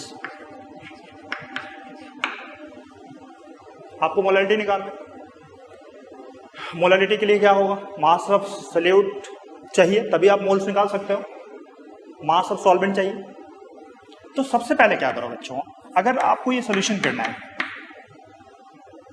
तो सबसे पहले ये जो लिखा हुआ है आप इसका स्टेटमेंट लिख दो। ये 10% क्या लिखा है, बाई मास लिखा है, W/W।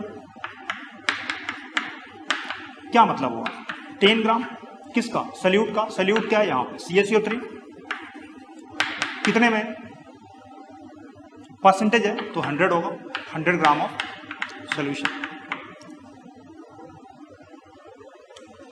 लेकिन अगर आप नोटिस करो तो यहाँ पे मास ऑफ सॉल्यूशन नहीं चाहिए, मास ऑफ सॉल्वेंट चाहिए। तो क्या आप इसे ऐसा भी लिख सकते हो, 90 ग्राम ऑफ सॉल्वेंट। यहाँ पे क्या है,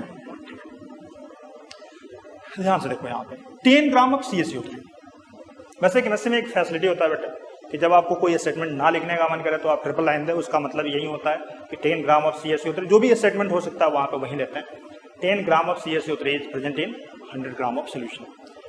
हमें इसका क्या चाहिए, मोल्स। तो इसका मोल्स निकालने के लिए क्या करें, मॉलिक्यूलर मास से डिवाइड करें। तो क्या हम कह सकते हैं 10/100 मोल्स ऑफ CaCO3, क्या ये 90 ग्राम ऑफ वाटर में हो जाएगा। यहां तो इसका मास ही चाहिए। अब ध्यान दो, जो इंफॉर्मेशन आपको चाहिए वो मिल गया। आपको चाहिए क्या, क्या आपको मोल्स ऑफ सॉल्यूट चाहिए, मिल गया आपको। सॉल्यूट का मोल्स कितना मिल गया, 10/100। आपको और क्या चाहिए, mass of solvent. Mass of solvent कितना मिला, 90। लेकिन ये किस में दिया है, ग्राम में, पर आपको चाहिए किस में, केजी में। क्या आप इसको 1000 से डिवाइड करोगे, सिंप्लीफाई करो, एक काटो, रिजल्ट क्या मिला 10/9। आगे सिंप्लीफाई करना, ये हो जाएगा मोल्स पर। तो इस तरह से सवाल आप कर सकते हो। एनसीईआरटी में इस तरह के सवाल दिए हुए हैं, आप वहां से सवाल उठाना बनाना। कॉम्पिटिटिव एग्जाम में भी इस पर जो सवाल आता है बेहद आसान होता है। सिर्फ और सिर्फ आपको स्टेटमेंट अगर लिखना आ गया तो आप कर सकते हो, बहुत आसान है।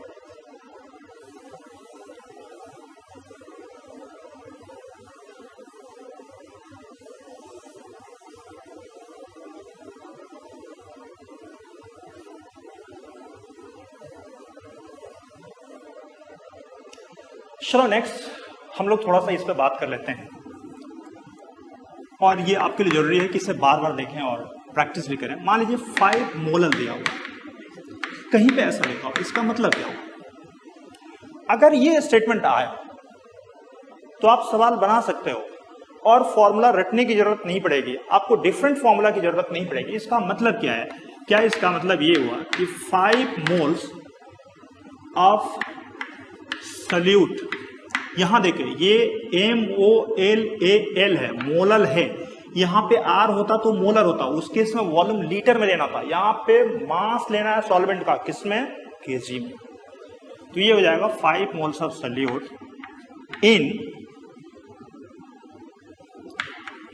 1000 ग्राम ऑफ सॉल्वेंट।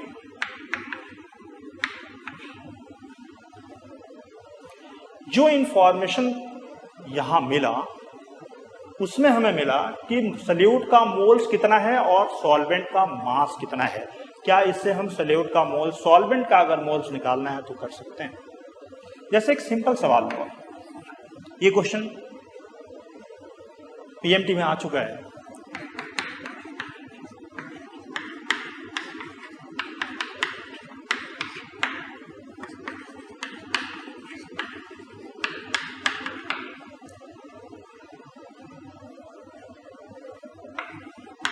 चलो मेंशन भी कर देते हैं, ऐसे ना मेंशन किया हो तो सल्यूट ही लेते हैं। क्वेश्चन है find mole fraction of solute in 1 molar aqua solution. Try करो, आया हुआ सवाल है, बना सकते हैं। लेकिन फिर मैं कहूंगा बेटे कि फॉर्मूला ज्यादा यूज मत करो। आप इसका स्टेटमेंट लिखो, 1 मोलर का मतलब क्या हुआ? क्या इस 1 मोलर का मतलब ये हुआ कि 1 मोल ऑफ सल्यूट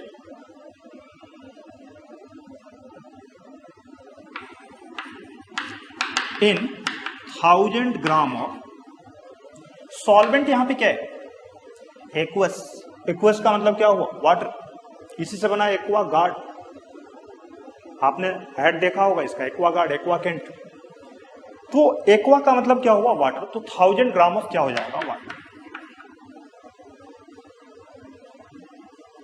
आपको फाइंड क्या करना है बेटा? मोल फ्रैक्शन किसका? सल्यूट का। सल्यूट के बारे में कोई इंफॉर्मेशन नहीं है और हमें चाहिए भी नहीं, क्योंकि हमें मोल फ्रैक्शन अगर सल्यूट का निकालना है तो सल्यूट का मोल्स ही लेना है, moles of solute upon solute का मोल्स कितना मिल गया? 1। तो 1/1 प्लस 1000 बाई क्या कर दें? क्या ये 1/1 प्लस 55.5, क्या ये 1/56.5? आगे सिंप्लीफाई कर लेना, यही आंसर हो जाएगा। तो इस तरह से जो सवाल होते हैं, अगर आपको स्टेटमेंट आता है तो आपको अलग अलग फॉर्मूला याद करने की जरूरत नहीं है, आप कर सकते हो। बेटा अगर समझ में आया हो तो अच्छी बात है, नहीं तो वीडियो को बार बार देखना। आप जितनी बार देखोगे क्लैरिटी उतना ही ज़्यादा आएगी। मैं जानता हूँ मैक्सिमम लोगों को ये सारे इन्फॉर्मेशन पता होता है। इसके बाद जो भी होगा वहाँ से सोल्यूशन में जो पार्ट्स हम लोग स्टडी करेंगे वो बिल्कुल आपके लिए नया होगा, क्योंकि वहाँ पे जो पढ़ना है vapour pressure, Henry's law, Raoult's law, colligative property, abnormal molar mass, deviation, ये सब आपके लिए नया होगा। ये सब इन्फॉर्मेशन आप जानते हो। चूंकि इस इन्फॉर्मेशन की जरूरत है और मैंने आपको पहले से कहा है बेटा कि हम लोग A से Z तक पढ़ेंगे, तो हम कोशिश कर रहे हैं कि आप बिगिनिंग से वहां तक करें। आता है तो बार बार मैं कह रहा हूँ, आप स्किप कर सकते हैं, आगे बढ़ सकते हैं, और जो नहीं आता है उसमें फोकस जरूर करेंगे। ये रिक्वेस्ट है आपसे।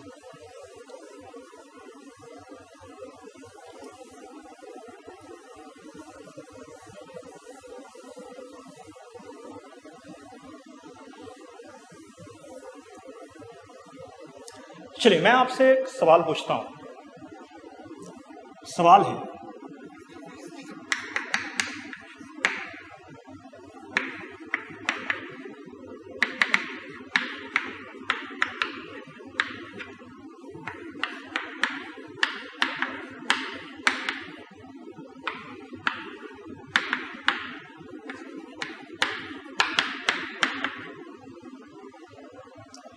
चलिए यहीं पे ये भी काम कर लीजिए, मोल फ्रैक्शन भी निकाल लीजिए of 20% WCaCO3 in water solution.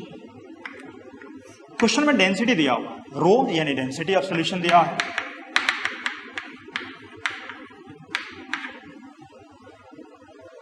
बिल्कुल बेस को थोड़ा सा अच्छा करें, इसके लिए मैंने लिखा हुआ। करें कैसे, मैं फिर से कह दूं आपको, ये जो लिखा हुआ है, जो लिखा हुआ है यही क्वेश्चन है। इस क्वेश्चन में फाइंड आउट क्या करना है वो लिखा हुआ है, ये इंफॉर्मेशन है, वो क्वेश्चन का पार्ट है जो आपको फाइंड आउट करना है। सोल्यूशन के लिए आप क्या करें, पहले स्टेटमेंट लिखें, क्या मतलब हुआ इसका।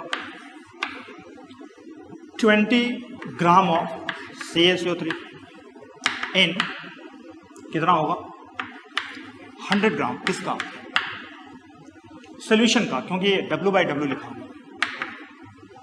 क्या हम इसे ऐसे भी लिख सकते हैं, 20 gram of CaCO3 in 80 gram of water. क्या हम इसे ऐसे भी लिख सकते हैं, 20 ग्राम ऑफ CaCO3 इन 100 को अगर आप मास दिया है, अगर आप डेंसिटी से डिवाइड करें तो क्या आपको वॉल्यूम मिल जाएगा। तो ये हो गया 100/1.2 ml ऑफ। ध्यान दें, ये जो हमने तीन हमने स्टेटमेंट लिखा है, इस स्टेटमेंट के बेस पे हमें जो भी क्वेश्चन में इंफॉर्मेशन चाहिए मिल गया। कैसे मिल गया, चलिए देखते हैं। सपोज करें आपको निकालना है मोल फ्रैक्शन, मैंने आपको बताया इसको चाहिए से लिखते हैं, तो चाहिए ये क्या हो जाएगा, मोल्स ऑफ सोल्यूट। सोल्यूट क्या है, CaCO3।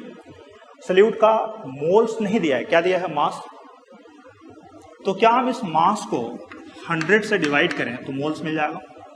Yes, given mass upon molar mass, number of moles, upon total moles के लिए 20/100 प्लस कितना होगा 80/, सॉल्वेंट क्या है, वाटर। और वाटर देखिए यहाँ पे सॉल्वेंट क्या दिया हुआ, सॉल्वेंट यहाँ पे क्या दिया है, वाटर। इसका मतलब क्या, ये 18 करेंगे, सिंप्लीफाई करें, ये हो जाएगा 0.2/0.2 प्लस 55.5, सॉरी 80/18 है, आप इसे करें तो आपको मिल जाएगा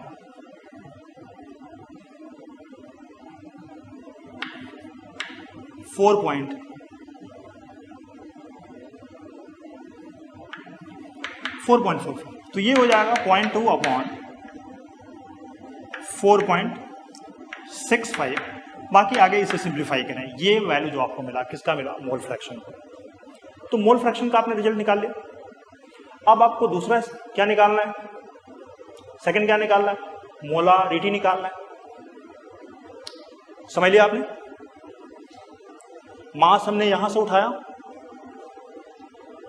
सोल्यूट का मास है, सॉल्वेंट का मास हमने यहां से उठाया 80, बाकी इंफॉर्मेशन के लिए मोल चाहिए हमने कर लिया। नेक्स्ट हमें क्या निकालना था, मोलारिटी। मोलारिटी को किससे लिखते हैं, कैपिटल M से। इसके लिए क्या चाहिए, moles of solute upon volume. Solution का किसमें चाहिए, लीटर में।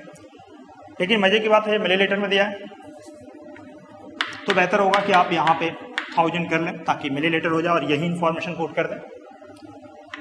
मोल्स ऑफ सोल्यूट 20/100 करें अपॉन वॉल्यूम ऑफ सोल्यूशन, यहाँ देखें 100/1.2, तो ये हो जाएगा 100/1.2 इंटू क्या करना है 1000। ये जो रिजल्ट आपको मिलेगा 20/100 इंटू 1.2/100 इंटू 1000, क्या आपको ये मोलारिटी मिल जाएगा। 2 जीरो से ये कटा, यहां से इसे काटें, ये कितना मिल जाएगा 2 पॉइंट।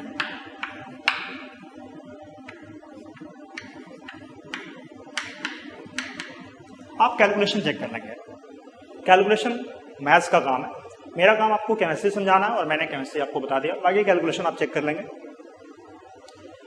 तो आपने मोलारिटी निकाल लिया, तीसरा क्या निकालना था, थर्ड क्या निकालना है, मोल फ्रैक्शन। सॉरी, थर्ड क्या निकालना है, पहले आपने मोल फ्रैक्शन निकाला क्योंकि मोल फ्रैक्शन यहां से मैंने उठा के आपको बता दिया। फिर आपने क्या निकाला, मोलारिटी, और क्या निकालना है, मोलालिटी। तो मोलालिटी कैसे निकालते हैं वो देखें।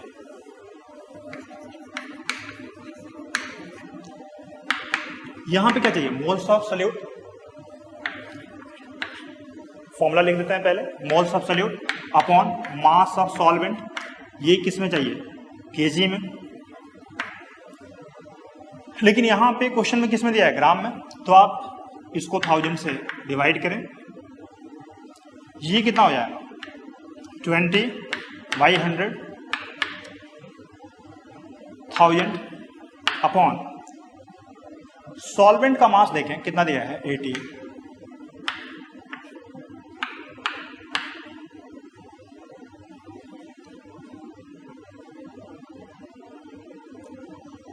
यहाँ पे ये हो गया आपका 5.2, यानी कितना मिल गया? 2 पॉइंट। तो इस तरह से आपने मोलालिटी निकाल लिया और क्या निकाल लिया? मोल्स। आप स्मॉल एम भी लिख सकते हैं उसके जगह पे, ठीक है। तो आपने ये तीनों इंफॉर्मेशन जो जरूरी था आपने फाइंड आउट कर लिया। चलिए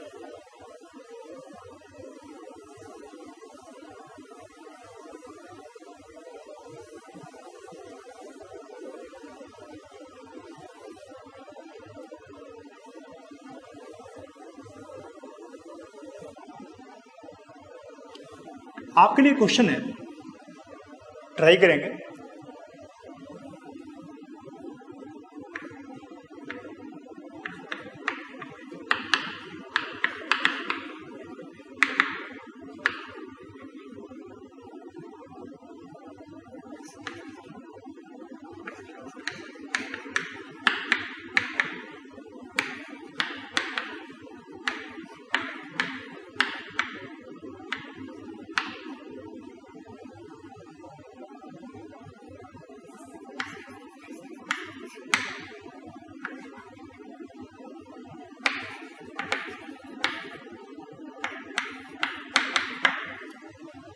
Find different cases for relation between molarity and molality for dilute solution। और 3 केस में आपको बताता हूँ। 3 केस यहाँ पे पॉसिबल होगा, जब डेंसिटी 1 के बराबर हो, जब डेंसिटी 1 से बड़ा हो और जब डेंसिटी 1 से छोटा हो। ये ट्राई करेंगे और अगर आप नहीं कर पाते हैं तो आप अगले लेक्चर में हम इसके बारे में आपको बताएंगे कि क्या कैसे रिलेशन निकालेंगे।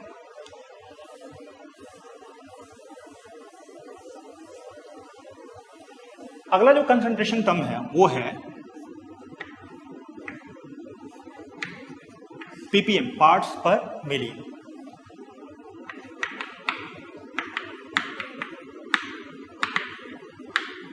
पार्ट्स पर मिलियन, मिलियन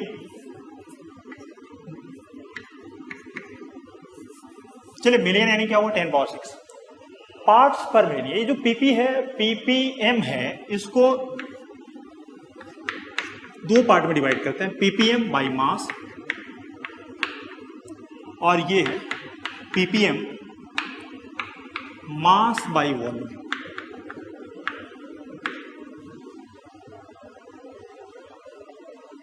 ppm को 2 पार्ट में डिवाइड कर देते हैं, ppm बाई मास और दूसरा क्या है? ppm by volume. ppm by mass का मतलब क्या हुआ? यहाँ पे सोल्यूट का भी मास लेना है और सोल्यूशन का भी मास ही लेना है। तो ppm बाई मास का मतलब हुआ सोल्यूट का मास और सोल्यूशन का भी मास। तो ये कितना हो जाएगा? Mass of solute upon mass of solution into क्या मिलेगा? 10 पावर 6। तो ये हो गया ppm। क्या हम इसे लिख सकते हैं? W solution into 10 power 2 into 10 power 4। ये कितना हो जाएगा? इसको क्या बोलेंगे? Percentage W by W into क्या मिला? 10 पावर 4। ये किसका वैल्यू मिला? ppm का। जनरली इसका यूज हम लोग पॉल्यूशन मेजरमेंट के केस में करते हैं। जब एयर में आपको पॉल्यूशन का इंडेक्स क्या है वो मेजर करना होता है तो वहाँ पे ppm टर्म यूज किया जाता है। या फिर हार्डनेस ऑफ वाटर जो होता है जनरली उसको मेजर करने के लिए हम लोग इस टर्म का यूज करते हैं, ppm। ये बाई मास भी हो सकता है, बाई वॉल्यूम भी हो सकता है। इसके हिसाब से ppm को कैसे परसेंटेज में चेंज करना है या परसेंटेज को कैसे ppm में चेंज करना है मैंने आपको बता दिया है। एनसीईआरटी में एक सवाल दिया हुआ है, आप उसे आसानी से कर सकते हैं। ये क्वेश्चन है 20 ppm और ये लिखा हुआ है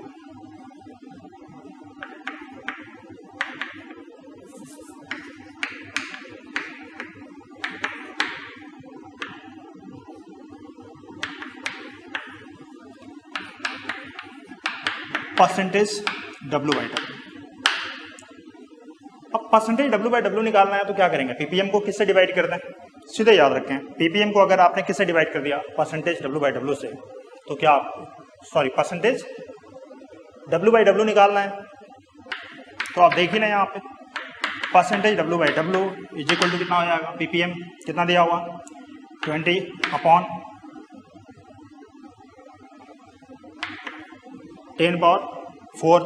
तो ये क्या मिल गया 20 इंटू कितना मिल गया 10⁻⁻⁴। आप इसे लिख सकते हैं 2 इंटू 10⁻³ इस तरह का सवाल एनसीईआरटी में दिया हुआ है। आप पढ़ेंगे क्लोरोफॉर्म वाला क्वेश्चन है, उससे बड़ी आसानी से कर सकते हैं। मोटो था ये बताना, पीपीएम वाई मास बाई वॉल्यूम का मतलब है कि सल्यूट का आपको मास लेना है, पर सोल्यूशन जो लेना है वो किस में लेना है, वॉल्यूम में। तो इस तरह से पीपीएम मास बाई वॉल्यूम भी कर सकते हैं। ये था स्ट्रेंथ। एक टर्म और मैंने लिखा था,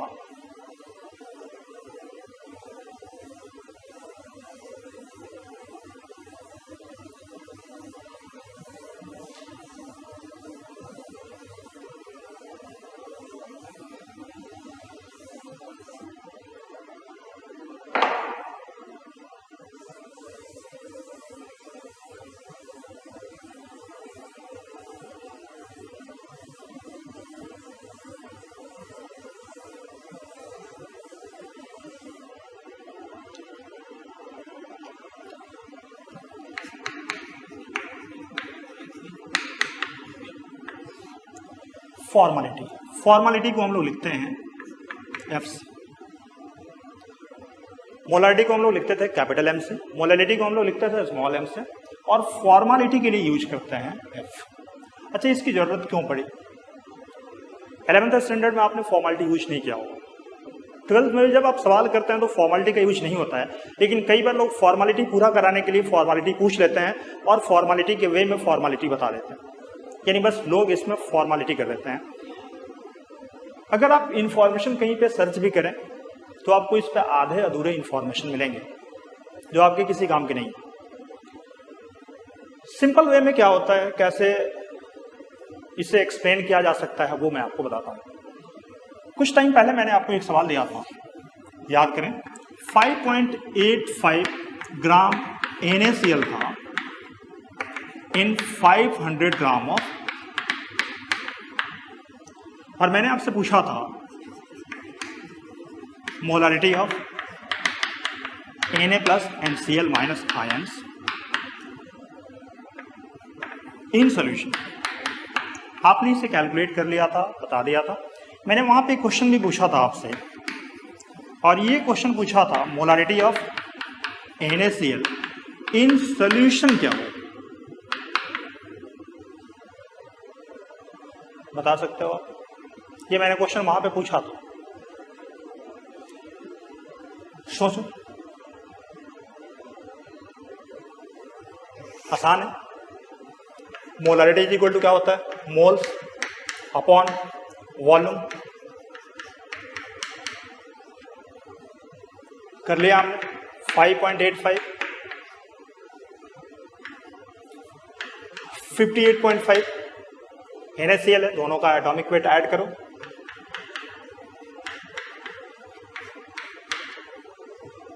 क्या मिलेगा 2/10।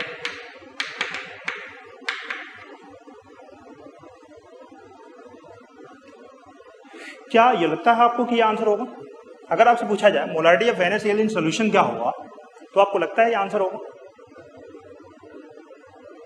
सोचो। ये आंसर नहीं होगा। क्यों नहीं होगा? ध्यान सुनना। ये जो NaCl है ये स्ट्रॉन्ग इलेक्ट्रोलाइट है। NaCl एक स्ट्रॉन्ग इलेक्ट्रोलाइट, तो जब आप इसको सॉल्यूशन में डिसॉल्व करोगे तो क्या ये Na प्लस और Cl माइनस में ब्रेक हो जाएगा? बोलो। अच्छा, अगर Na प्लस और Cl माइनस में ब्रेक हो गया तो NaCl रहा या नहीं रहा? सॉल्यूशन के अंदर NaCl रहा या नहीं रहा? क्या सॉल्यूशन के अंदर NaCl है? नहीं है। तो अगर सॉल्यूशन के अंदर NaCl है ही नहीं तो क्या हम सॉल्यूशन में मोलारिटी यूज कर सकते हैं? बोलो। डेफिनेटली नहीं कर सकते हैं। यानी कि जो सल्यूट है, अगर हमें उसका मोलारिटी यूज कर उसका मोलारिटी पूछा जाए, जो इलेक्ट्रोलाइट हो, स्ट्रॉन्ग इलेक्ट्रोलाइट हो, ये पूछा जाए, तो वैसे केस में हम सल्यूट में मोलारिटी का इस्तेमाल नहीं करते हैं। वैसे केस में जिसकी जरूरत पड़ती है उसी को हम लोग क्या बोलते हैं, फॉर्मालिटी। तो फॉर्मालिटी क्या है? ये एक मोलारिटी के जैसा ही वर्ड जो सॉल्यूशन में डिसॉल्व होने से पहले, सॉल्यूशन में सल्यूट को, इलेक्ट्रोलाइट को, स्ट्रॉन्ग इलेक्ट्रोलाइट को डिसॉल्व होने से पहले जो मोलारिटी के जैसा कैलकुलेशन हम लोग करते हैं उसी को हम लोग क्या बोलते हैं, फॉर्मालिटी। क्लियर है? बहुत आसानी से मैंने आपको बताया। मैंने आपको पहले एक क्वेश्चन दिया था, इस क्वेश्चन में मैंने आपसे पूछा था कि NaCl का मोलारिटी क्या होगा, लेकिन हमने मोलारिटी किसमें पूछा था, सॉल्यूशन में। आप कैलकुलेट इतना किए होंगे और आपको लग रहा होगा कि मोलारिटी कितना होगा, 0.2, लेकिन मोलारिटी 0.2 नहीं था। इसका मोलारिटी 0.2 नहीं होगा, ये इसका क्या होगा, फॉर्मालिटी। अब इस फॉर्मालिटी का डेफिनेशन क्या होगा? सबसे पहली बात तो इसको मैंने आपको बता दिया कि बिल्कुल मोलारिटी के जैसा है, और ये किसके लिए, इलेक्ट्रोलाइट के लिए। और इलेक्ट्रोलाइट कौन होते हैं, आयोनिक कंपाउंड्स। तो ये जो आप देख रहे हैं ये किसके लिए हुआ, आयोनिक कंपाउंड्स के लिए हुआ, जो सॉल्यूशन में जाके पूरी तरह से डिसॉल्व हो जाते हैं। अब इसे डिफाइन कैसे करें? मुझे लगता है अब आपका कंसेप्ट काफी इस पे क्लियर हो गया होगा कि ये मोलारिटी के जैसा ही वर्ड है। तो अगर आप ध्यान दें तो हमने मोलारिटी में क्या लिखा था, नंबर ऑफ मोल्स अपॉन क्या लिखा था, वॉल्यूम ऑफ सॉल्यूशन। और ये सॉल्यूशन का वॉल्यूम किस में लिया था, लीटर में। लेकिन यहां पे क्या लिख रहे हैं, ये किसके लिए था, मोलारिटी के लिए। यहां पे क्या लिख रहे हैं, फॉर्मालिटी। तो अगर हम फॉर्मालिटी की बात करें तो थोड़ा सा चेंज होता है यहाँ पे, और ये चेंज कुछ नहीं है, यहाँ पे मोल्स के जगह पे नंबर ऑफ फॉर्मूला मोल्स हो जाता है अपॉन, बाकी सब कुछ वैसे ही है, वॉल्यूम ऑफ, बाकी सब कुछ वैसे ही है, वॉल्यूम है इसमें, तो ये भी टेम्परेचर पे डिपेंड करेगा। अगर इसके यूनिट की बात करें तो यहाँ पे मोल्स है, आप देखें फॉर्मूला मोल्स या मोल्स है, और नीचे क्या है, लीटर है, तो इसका यूनिट भी क्या हुआ, मोल्स पर लीटर। तो ये बिल्कुल मोलारिटी की जैसा ही है, लेकिन ये किसके लिए, इलेक्ट्रोलाइट के लिए, जो सोल्यूशन में जाके डिसॉल्व, सोल्यूशन में जाके डिसोसिएट कर जाते हैं, और डिसोसिएट करने के बाद से इलेक्ट्रोलाइट का कोई पार्ट बचता नहीं है। तो वैसे केस में हम लोग इसका इस्तेमाल करते हैं। लेकिन इसका इस्तेमाल हम लोग वहां भी कर सकते हैं जहां पे डिसोसिएट ना होके एसोसिएट होता हो। जैसे समझने का प्रयास करें, ये एसिटिक एसिड है CH3COH। अगर आप इसको बेंजीन में डिसॉल्व कर दें, बेंजीन में डिसॉल्व करें, तो ये बेंजीन में डाइमेराइज हो जाता है, और इस तरह से इसका फॉर्मूला जो होता है CH3COH ट्वाइस डाइमर का फॉर्मेशन हो गया। अब यहाँ पे फॉर्मूला मास जो होगा इसका जो मॉलिक्यूलर मास है, इसको हम किससे मल्टीप्लाई करेंगे, 2 से, तो हमें क्या मिल जाएगा, फॉर्मूला मास किसका, एसिटिक एसिड। तो फॉर्मेलिटी बेहद आसान है, उसे सिर्फ और सिर्फ कंफ्यूज करने के लिए इसका इस्तेमाल लोग कर देते हैं। आपने देखा होगा कि हमारे स्टैंडर्ड में फॉर्मेलिटी का इस्तेमाल नहीं किया गया है, क्योंकि ये मोलारिटी के जैसा ही एक्सप्रेशन यहाँ से आपको मिल रहा है, और आप उसके जैसा रिलेशन भी कर रहे हैं, उसके जैसा कैलकुलेशन भी कर रहे हैं, अंतर कोई नहीं है। अब आपके लिए एक सवाल और है कि अगर आपसे कोई पूछे कि NaCl का मॉलिक्यूलर मास क्या होगा, तो आप क्या बताएंगे? यह आपके लिए सवाल है। कोई अगर आपसे सवाल पूछता है मॉलिक्यूलर मास ऑफ NaCl, जवाब क्या होगा? काफी इंटरेस्टिंग सवाल है। मुझे लगता है 90% लोग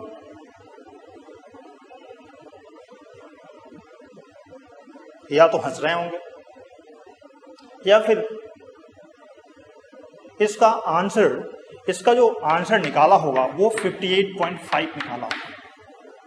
ये 58.5 इसका फॉर्मूला मास है, ये फॉर्मूला मास है, ये मॉलिक्यूलर मास नहीं। मॉलिक्यूलर मास का मतलब क्या हुआ, मॉलिक्यूल जिस फॉर्म में एग्जिस्ट करता है। तो अगर हम NaCl की बात करें, एक चैप्टर जो था आपके सिलेबस में, हालांकि अभी भी कुछ एग्जाम में है और कुछ एग्जाम में नहीं है, बोर्ड में तो अब सिलेबस में नहीं है, लेकिन कॉम्पिटिटिव एग्जाम में आता है, सॉलिड एसिड। सॉलिड एसिड में यूनिट सेल नाम का एक टर्म पढ़ना होता है, और उस यूनिट सेल में, एक यूनिट सेल में कितने पार्टिकल हो सकते हैं, और सबसे सिंपलेस्ट पार्ट जो होता है वो यूनिट सेल होता है।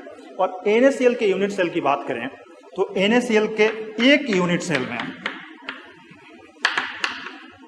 4 NaCl का मॉलिक्यूल्स होता है, 4 मॉलिक्यूल्स ऑफ NaCl। और अगर 4 मॉलिक्यूल्स ऑफ NaCl है तो इसका मॉलिक्यूलर मास जो होगा ये 58.5 नहीं होगा, इसका मॉलिक्यूलर मास हो जाएगा, अगर हम इसके मॉलिक्यूलर मास की बात करें तो इसका मॉलिक्यूलर मास हो जाएगा 58.5 इंटू, आपको इससे मल्टीप्लाई करना होगा किससे, 4। तो सिंपली हमने क्या कर लिया, हमने NaCl का कौन सा मास बार बार यूज किया, फॉर्मूला मास, और उस फॉर्मूला मास के बेस पे हमें क्या मिलना चाहिए, फॉर्मेलिटी। लेकिन हम लोग इसका इस्तेमाल किस में कर लेते हैं, मोलारिटी में, और जो आंसर मिलता है वो एग्जैक्टली हमें क्या मिलता है, सेम मिलता है। तो इस तरह से जो हमारा रिजल्ट आता है उसमें कोई वेरिएशन नहीं होता। तो आप कर सकते हो, इसका इस्तेमाल वहां भी कर सकते हो, और कैलकुलेशन करने के लिए तो लोग फ्रिक्वेंटली करते हैं। क्या डिफरेंस हो सकता है मैंने आपको काफी आसानी से बता दिया है।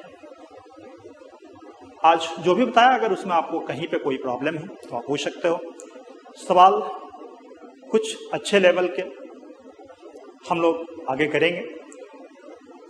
कहीं भी कंसेप्ट कोई समझने में अगर आपको दिक्कत हो रहा है तो मोस्ट वेलकम। आप जो चैट होता है उसमें मैंने देखा है बहुत सारे लोग बहुत सारे सवाल करते हैं, लेकिन वो सवाल जो करते हैं ज़्यादातर वो उनके पर्सनल सवाल ही रह जाते हैं। तो जब आप वीडियो देखो, जब आप लेक्चर सुनो, तो पेन और कॉपी लेके बैठो, जहाँ वहाँ पे जो इंपॉर्टेंट टर्म मिलता है वो स्टडी करो, जो कंफ्यूजिंग टर्म मिलता है उसके बारे में देखो। और अगर कोई भी हेल्प की ज़रूरत हो तो मोस्ट वेलकम। मिलते हैं नेक्स्ट वीडियो में, तब तक के लिए बाय बाय।